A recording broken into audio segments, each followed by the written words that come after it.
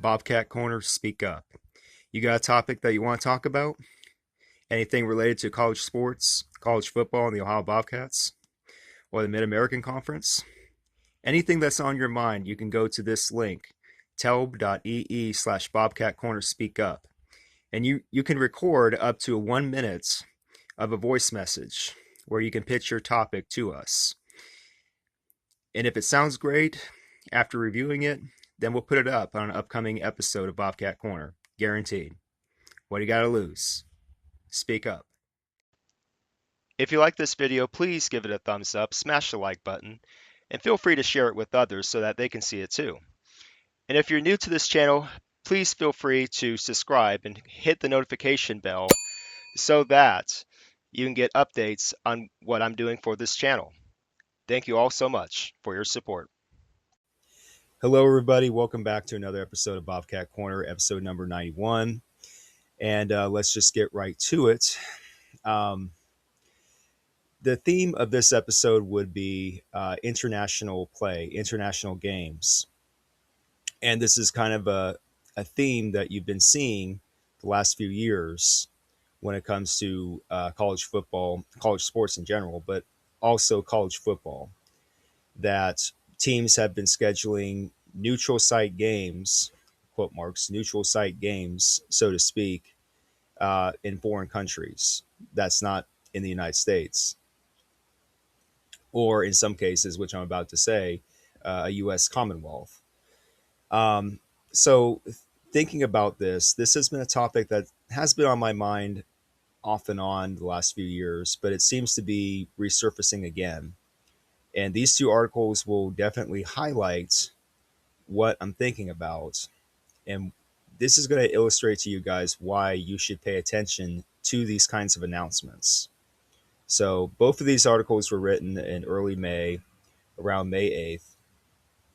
And I'm going to start with this one. This has everything to do with the ACC, one of the Power Four conferences. Story by Essentially Sports, written by Khosalu Puro. Hope I'm saying his name right. Khosalu Puro. It's titled Historic ACC Opponents to Open 2027 College Football Season in Canada. Now, this is not going to be the last time I mention Canada on this show, and definitely be on this episode. But let's just get to this article written by Khosalu here.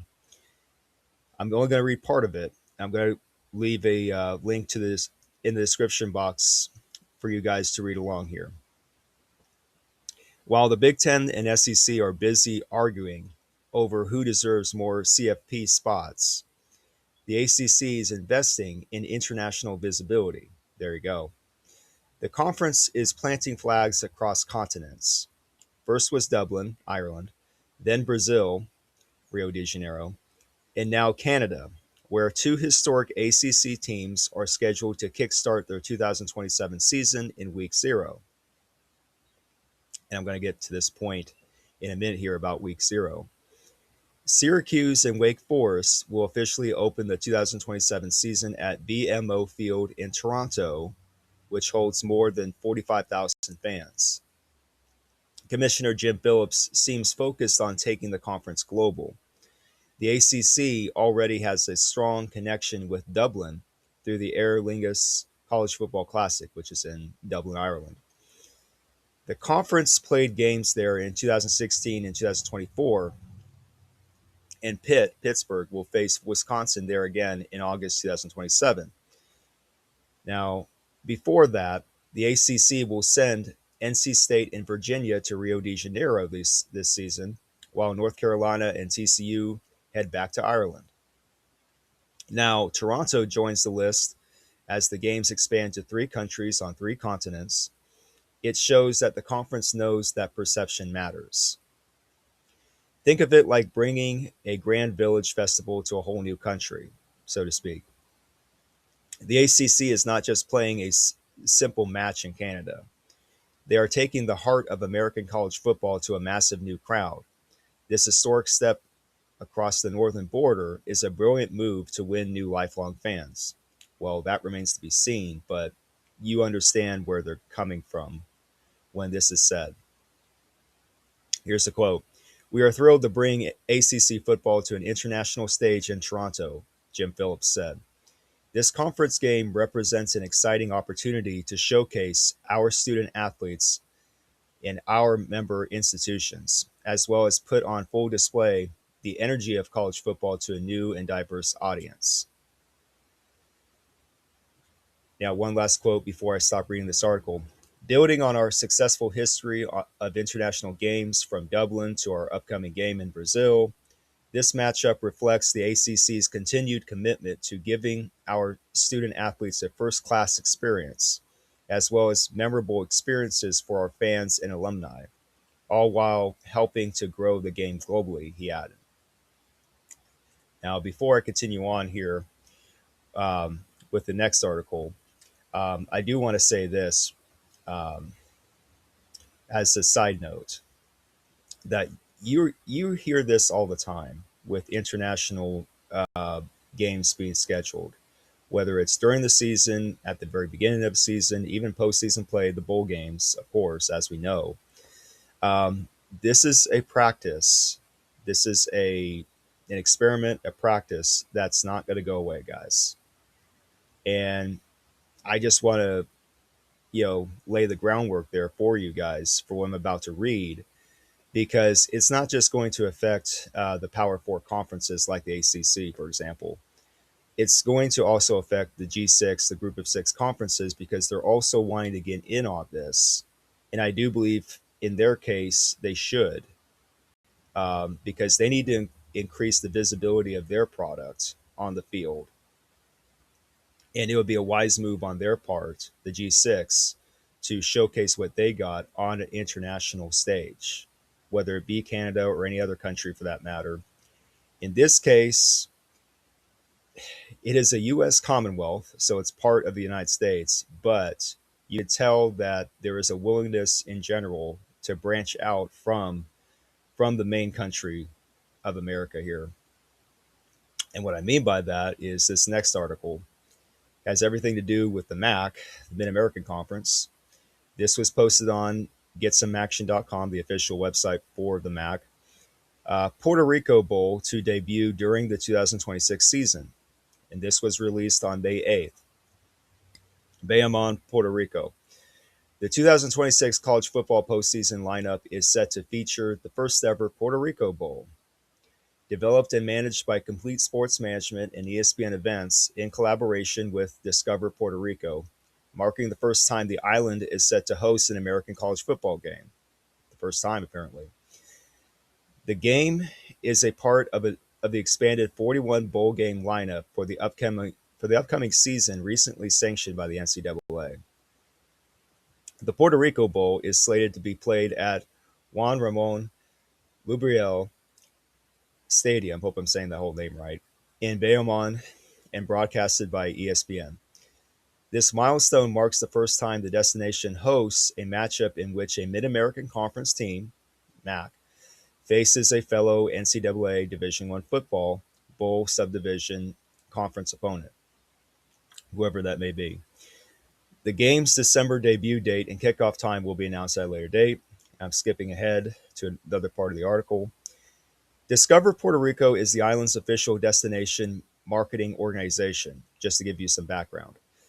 Puerto Rico stands out as a premier sports destination, the Caribbean's largest convention center, a strategic geographic location near major events, and an unmatched athletic legacy. Now, here's a quote. Puerto Rico offers world-class venues for virtually every sport, combined with seamless passport-free travel for U.S. visitors and a tropical climate that makes year-round athletic competition possible, said Discover Puerto Rico Chief Executive Director Jorge L. Perez. We are especially thrilled to welcome the Puerto Rico Bowl, a historic landmark event that underscores our island's growing stature as a world-class sports destination that offers an electrifying new experience to both teams and fans alike. And it goes on here. Creating and executing innovative events is at the core of Complete Sports Management and its impressive list of events and tours. Under Miller Tooley's vision, CSM was the architect of the Bahamas Bowl, You remember that bowl in 2014, the first major college football bowl game played outside the United States and Canada between two U.S. teams since the Bacardi Bowl was played on January 1st, 1937. Wow, that's dated.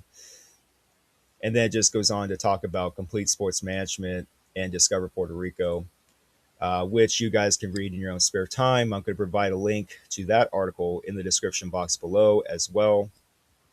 So here are my thoughts. Um, my thoughts are very simple about this. If you're a conference, a G6 conference like the Mid American Conference, it would be, at this point in time, it would be foolish not to look into something like this. It would be foolish not to explore other horizons, other places to host college football games. And I'm not at all saying that they have to do exactly what the NFL does, because I'm not a fan of that model. I'm not a fan of what the NFL does these days. Um, for the NFL, they do it very deliberately. They do it every single year, dangling a carrot in London, England, and wherever else, making promises that they can't keep, such as eventually, oh, we're going to expand, you know, in the NFL by a few teams, and one of them's going to be in London. That's never going to happen. Just saying. So I don't like how the NFL handles that internationally. But as far as this goes, college football, I do think you have certain platforms that you can use and you should use. And again, in the case of the Mid American Conference, why not? You got nothing to lose if you're the MAC. You need to find other ways to make money. And I'm not guaranteeing at all. Again, I'm not guaranteeing at all that this is going to be a slam dunk success, the Puerto Rico Bowl. But I truly do understand why they're doing this. You want to expand your footprint. You want to, increase your visibility. You want to get your name out there, not just in the United States, because you're already known in the United States. You want to be known in other countries, such as Canada, Mexico, Brazil, other places, even Australia. In this case, it's a U.S. Commonwealth, Puerto Rico. But again, you get the gist of it. That if you're willing to go to a place like Puerto Rico to have a bowl game featuring a back team, why wouldn't you do something like what the ACC is going to do, what I just mentioned earlier, uh, when they're putting Wake Forest against Syracuse, um, up in Toronto, Ontario, Canada? I can see the MAC doing that too. I can see the MAC going to other places, like I just said, Australia, uh, various places in Europe, Mexico, Canada, and preferably, this is just my opinion, but preferably, I think the MAC should look at a country like Japan, Tokyo, Japan, especially, as a place where they could do business in, as like a week zero kind of thing. Hopefully, they'll be able to get to that. And I know that some of you guys may not agree with that idea about international play, but just hear me out. You need to find creative ways to expand your footprint. You need to find creative ways to not only get your name out there, but you got to find other avenues for not just recruiting of new players, because who knows, you might very well inspire people, young men that previously knew nothing about the game of American football, but they watch this product and they go, "Whoa, hey, we can do this. We can play this game." And they get into it and they learn how to play college, they learn how to play football. They get into the college ranks and boom, there they go. They're attending an American college playing football. So I don't see this as a bad move for the MAC, the Puerto Rico Bowl. Hopefully, it will be managed better compared to the Bahamas Bowl.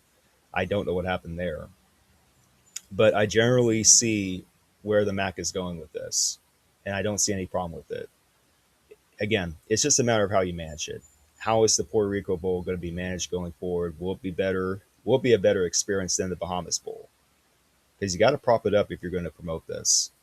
So, yeah, I want to bring this to your attention, guys, both these articles in combination with each other, because you're going to hear more of this.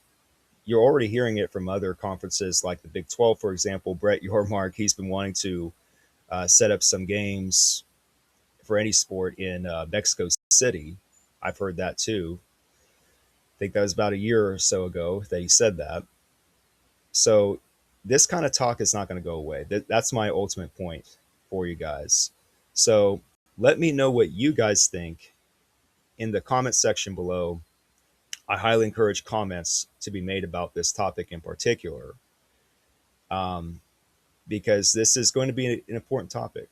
It may not be that way now. It may not sound that way now, but a few years from now, let's say 2, 3 years from now, don't be surprised if you hear a lot of talk about international play, of teams from various conferences getting together in other countries playing games, because this is part of what the sport of college football is doing. I mean, unfortunately, you have to understand the business side of things. And this is part of what the business model is going to be for college football and other sports along with it. So, again, let me know what you guys think in the comment section below about this. For the MAC, like I said, Puerto Rico Bowl, not a big deal there.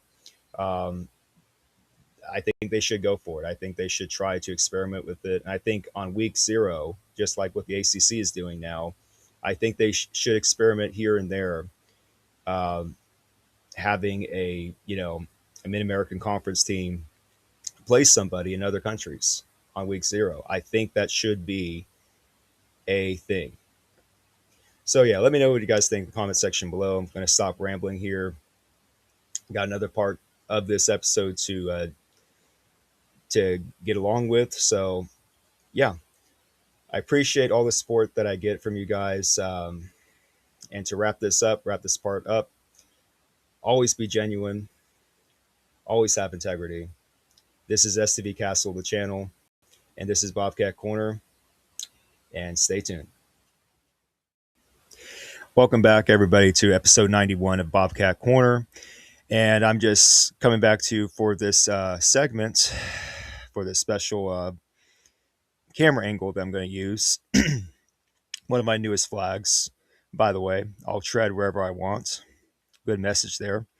But I'm coming to you guys to talk about this one article that was basically submitted and written back in the end of April.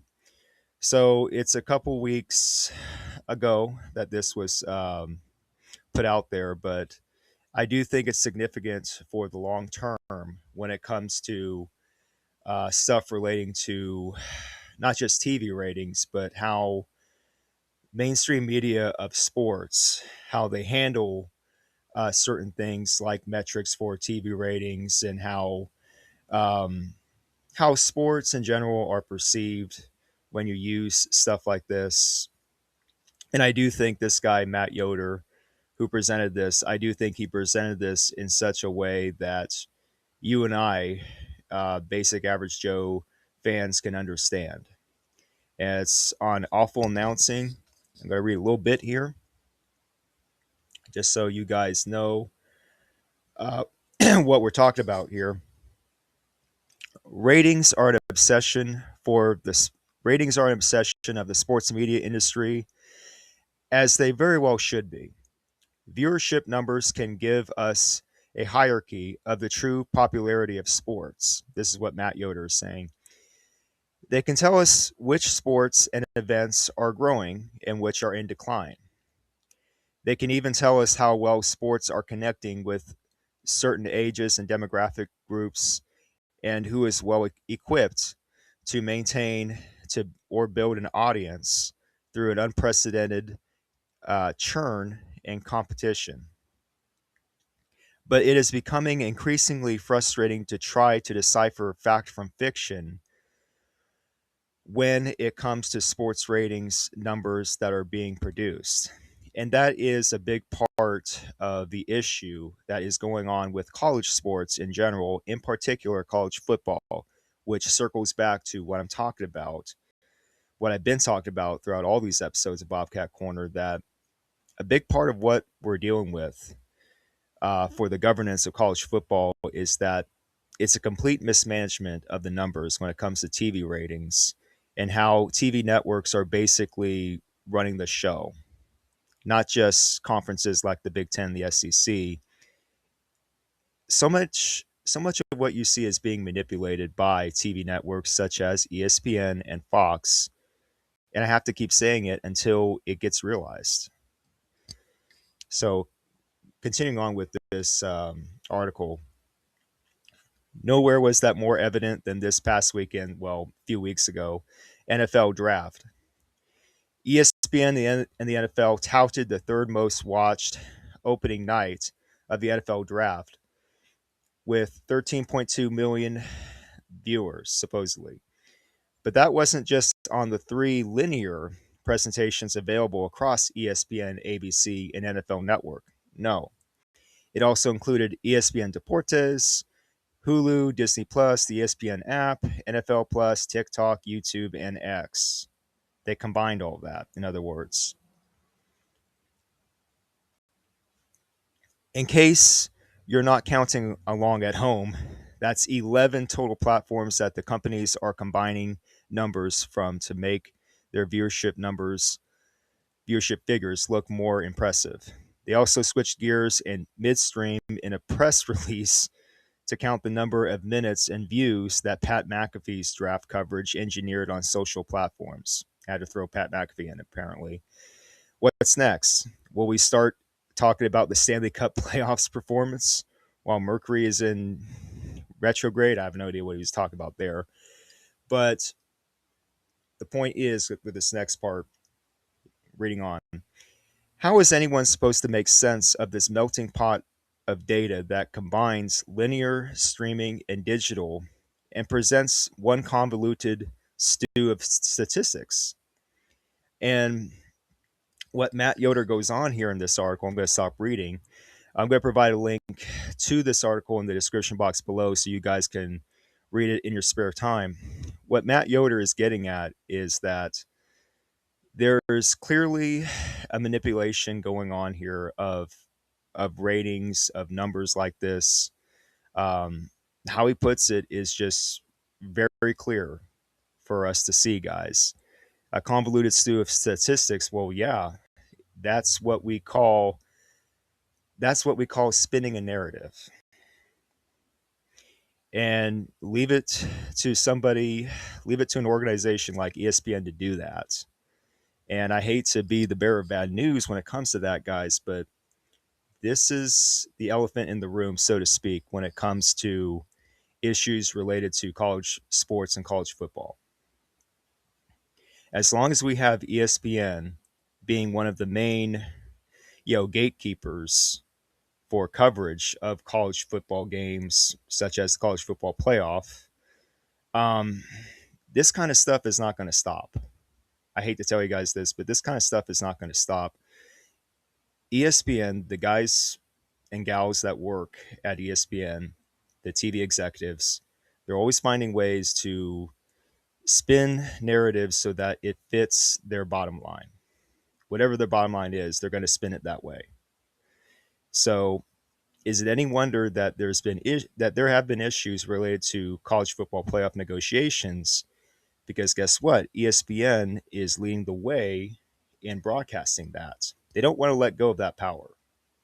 So when you read articles like this, what I'm getting at here, guys, is that when you read articles like this, you have to have an understanding of why you're getting numbers, why you're getting certain stats uh, put out there for you to see. It's like, oh, we've had 13.2 million viewers watching the NFL draft, for example. Well, they can come up with any number. They can produce a number, put it out there, and expect you to believe it. And unless you do your research, unless you do your own independent research about that, you don't know if that's a real number or not.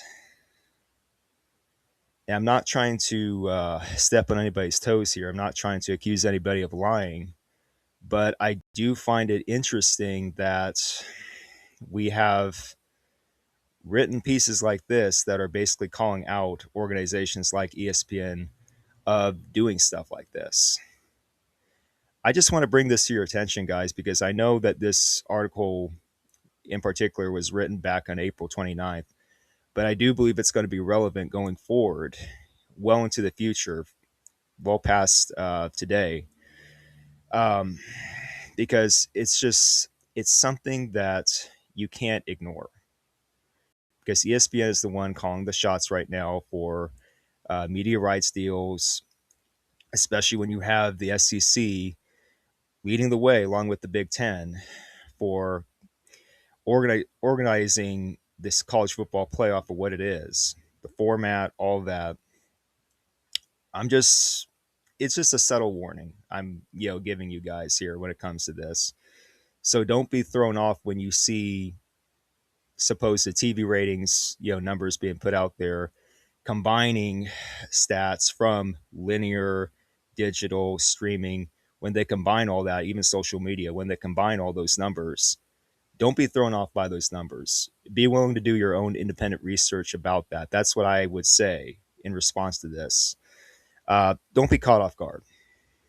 You got to find your own way when you're doing your research. So, when you guys can, please read that article by Matt Yoder. It's very insightful. Sometimes, bits and pieces of humor, comedy being thrown in here, but he is making a solid point, in my opinion. So, just want you guys to know about it. So we'll be right back with Bobcat Corner, episode 91.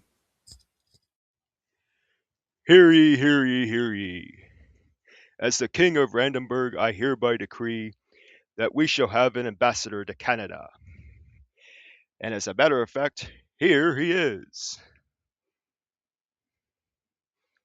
Roar! Roar! Oh, Canada. Yes, I'm from Canada. Thank you so much, Your Majesty, for allowing me to be ambassador to Canada. It is such an honor. Roar!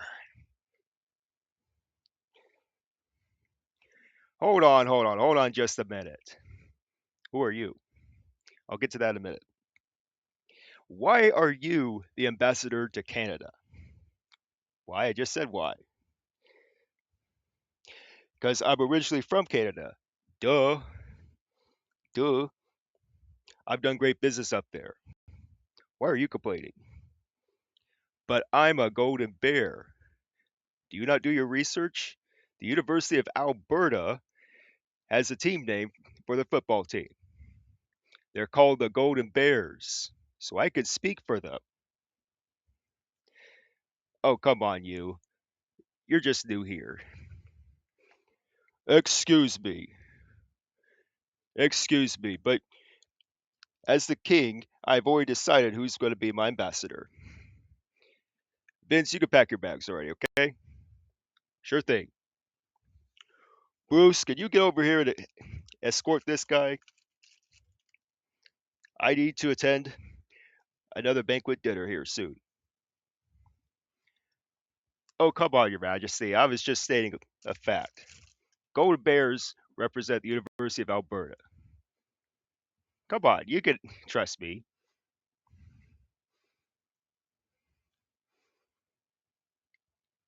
Bunk on the head. I'm very exposed. Oh, I didn't mean to do that to you, Barry, but you're killing me, Smalls.